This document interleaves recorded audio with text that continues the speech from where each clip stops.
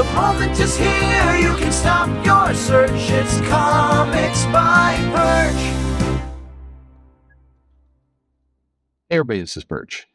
Do boycotts work? Well, a number of you have mailed me about the Bud Light boycott, the Fox News boycott, and there was a live stream that a few of you sent me links to. I'll be honest, I couldn't get through much of it. Or I don't know if it was a video or a live stream. Anyway, whatever.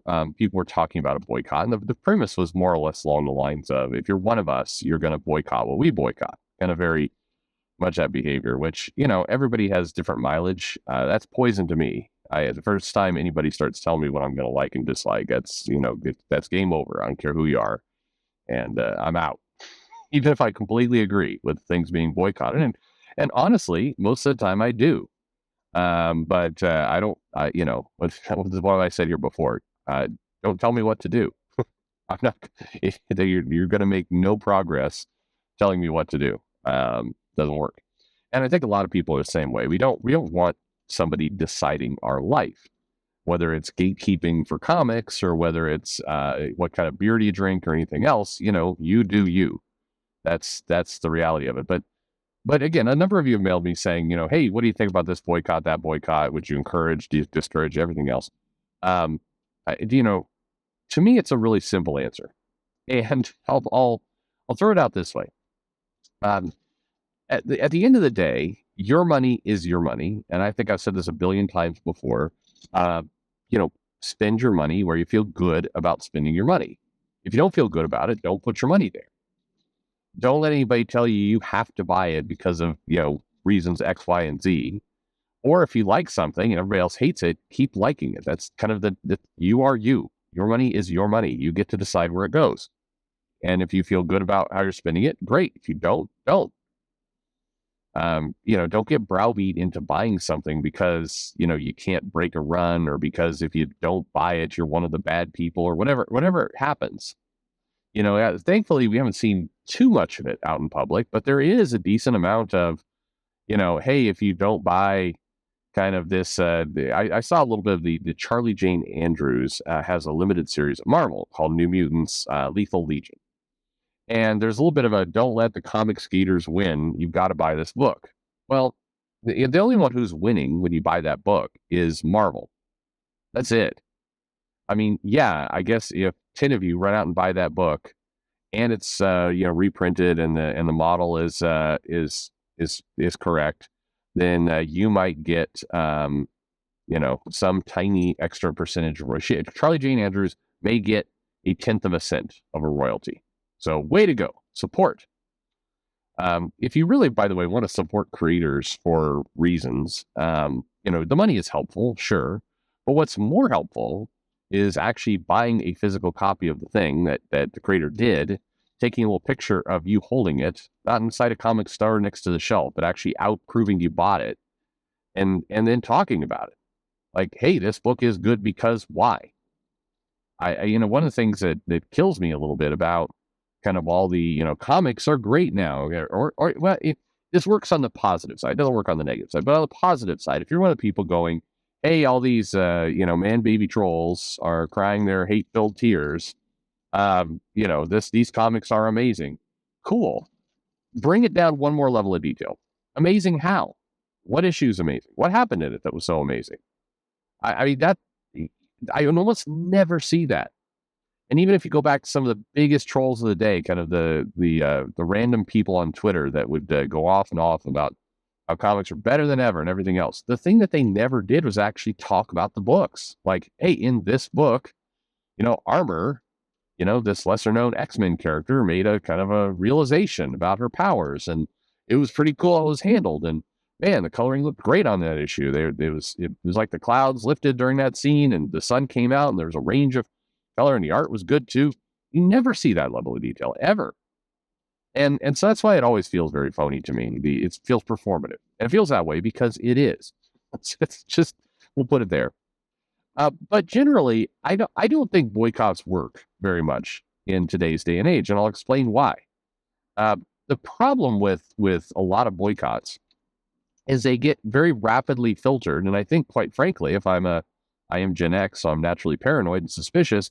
I believe the companies have figured this out as a strategy. So if they do something, and whatever, some good decision, bad decision, I mean, I think it's incredibly clear now that Bud Light didn't think through the thing they did, and it was kind of a one-off that maybe the marketing director did because she wanted to. I don't. It's very clear now it wasn't a corporate decision and a big campaign that lots of people signed off on around a boardroom. It's a very one-off thing, and they misjudged that this influencer person would would get so much attention. They misunderstood kind of the how just kind of the environment around it, and so there was a lot of what did we do again? I guarantee you going on in Bud Light. It's why the marketing director was put on leave and all the rest. And there was general like a what? And then on top of that, despite what the news was saying, people are waking up to articles about, Bud Light has lost all of its value. And then they look at their stock, we're down $1.50. Like, I mean, that's not good. You only be down $1.50, but what is going on? I guarantee you a lot of people in Bev and kind of in that conglomerate were just confused as hell about this entire thing. But look at that controversy for a moment. What happened? Well, I believe, again, this is the paranoid part of me, the company, enacted their strategy, which was quickly get the issue to be political. Because if you can do that, then you're going to have people lining up to support you. Even if they don't even understand or agree, you're just going to get the noise drowned out, and the entire issue is going to get boiled down into right versus left, or woke versus not woke, or whatever. It gets quickly embroiled in the culture war. And once it gets there, it's done. And people stop thinking about the issue. Now, your brand may take some collateral damage. Bud Light clearly did, but not heavy damage. It's all, I mean, already the indicators are that it's not, stores are trying to bring it back. I mean, it's just, if they ever stopped, I mean, again, it's a B2B to C business. So it's like the distributors are sitting there with like warehouses full of beer. And yeah, you're getting some stories about a distributor who's going, what the hell? The bars don't want it anymore. And I'm now stuck with product. But anyway, it's a trick that a lot of the boycotts today quickly go to, I don't like this thing.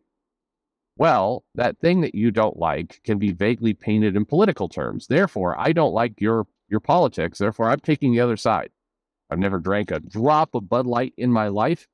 I couldn't pick it out if I wanted to. But it sounds like you're attacking a trans person. And if you're attacking a trans person, then you're one of those January 6th Trump people. And if you're one of those that I don't like it, so I love Bud Light. I'm glad they did this. I'm going to buy 2 Bud Lights. Now, of course, nobody goes out and buys 2 Bud Lights.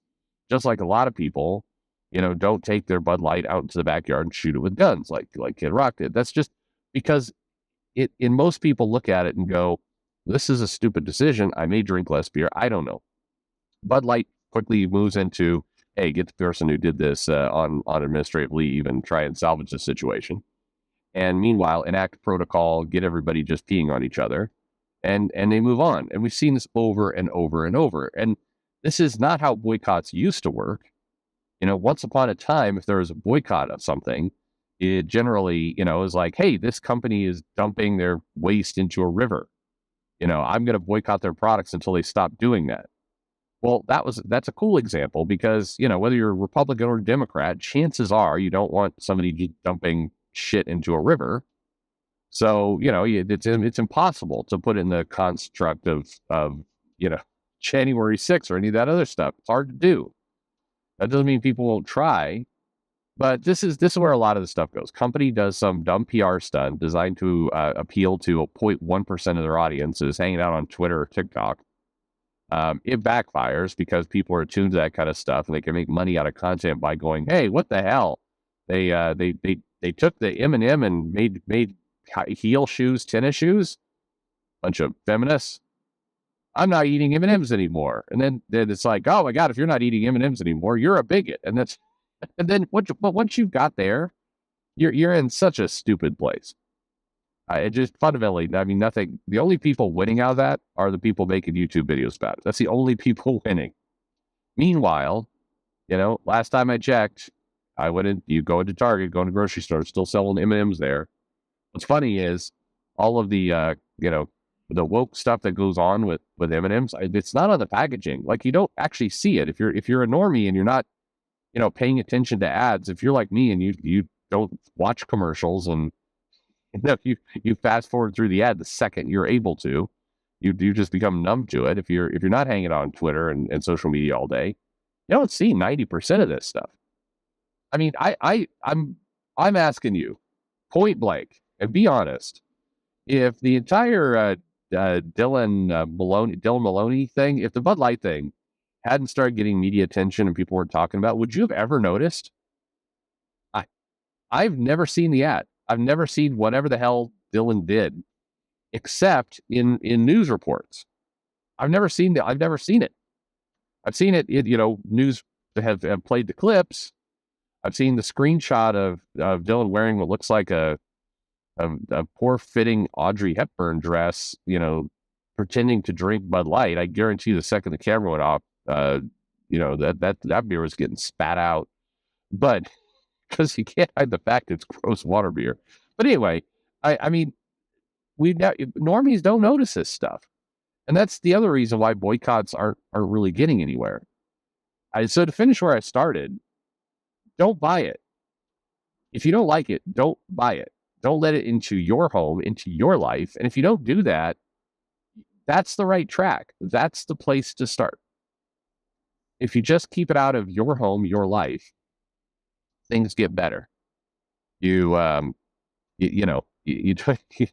just don't need to engage. And if you feel strongly about something, certainly you can gather up some of your friends, talk about it. I mean, tell them, hey, let's boycott this thing. In comics, at various times, people have said we're boycotting Indiegogo because of its a hate group, or it enables it, whatever.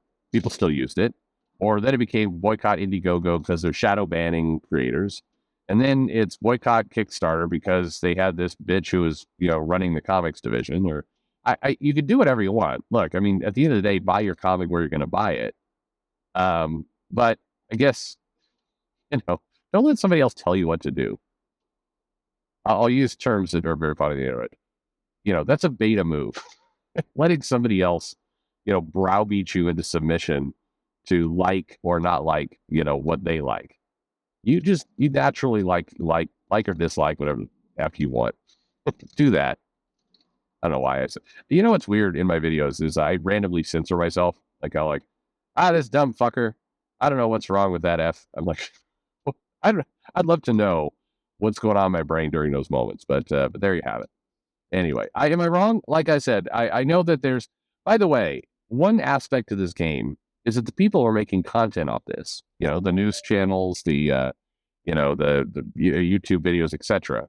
They need you to believe that the boycott is working. And that's not just, the right side or the left side, the culture warriors or the against, whatever. It's not just one side or the other that does that. Take, for example, Netflix. So Netflix, there were 2 boycotts of Netflix that occurred, both on opposite sides of the culture war. One was, hey, Dave Chappelle's on there, so it's anti-trans, and people marched on it. It's like, send them a message, unsubscribe from Netflix. And almost at the same point, within several months, there was the Netflix has gone woke, too much woke content, too much representation. They started a category, Representation Matters collection or something like that. And it was like, cut your subscription to Netflix. It's too woke. What was funny about it was that, when the quarterly results came in a short time later, Netflix was down. And both groups, claimed victory. Both groups, like, this is what happens, go woke, go broke, and this is what happens, anti-trans means no money. Both groups did this. And by the way, it's all in Google. You can see 2 groups simultaneously claiming credit. But buried in the results is the real reason that Netflix lost subscribers. They weren't putting anything on that anybody wanted to watch. They had a high with Stranger Things, and I guarantee you, no matter how they could put 50 Dave Chappelle specials. By the way, those do really well, and they could add 5 more representation collection categories. They could do both those things, and when Stranger Things, the final season, what is it, season 5 comes out, it's going to do great. Netflix, all those subscribers are going to be there, and that's really the problem, I think, for I don't know, if you will, if you think about the people who have more to lose, bring it back to comics for a moment. Both sides can argue with each other as much as they want. But the problem is, only one side has a lot to lose in that argument. The publisher that's putting out the content does need that money in order to survive. And despite popular belief, if you put in ESG quote unquote content, nobody comes and hands you a bag of money. That's not how it works. You got a higher score that goes into an investment profile. That's not going to help Boom or DC or Marvel. It's just not. The money just doesn't fly. Nobody writes you a check for it. They don't. In some vague way, a comic book that's selling 20,000 copies that gets some promotion that raises the ESG score a tiny fraction of amount would benefit Disney. That's the stock, not Marvel.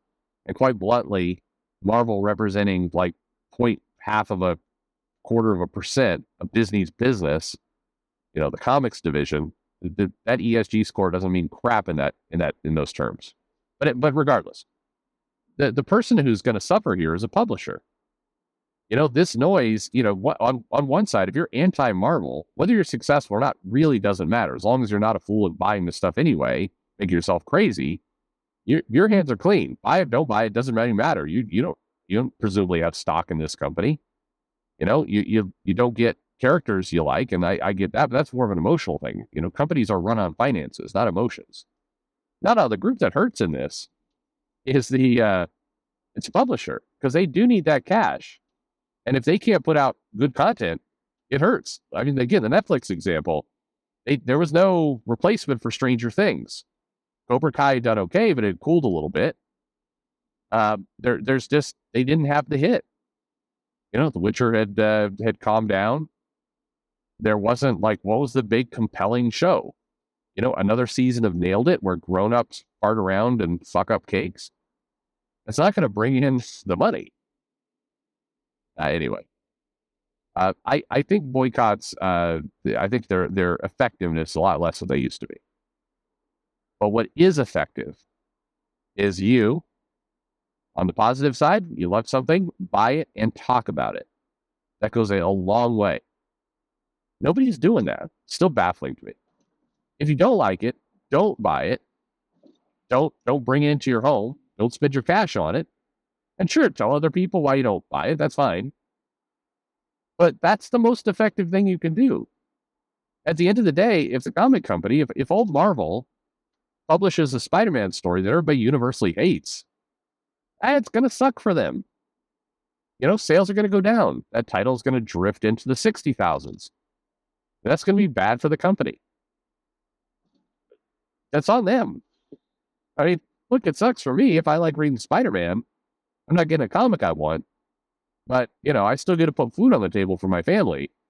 If you're in Marvel and you got a comic you can't sell, salaries go down, people get cut, layoffs happen. I mean, ask IDW. It's not good. Anyway, lots of thoughts there. Thanks for listening.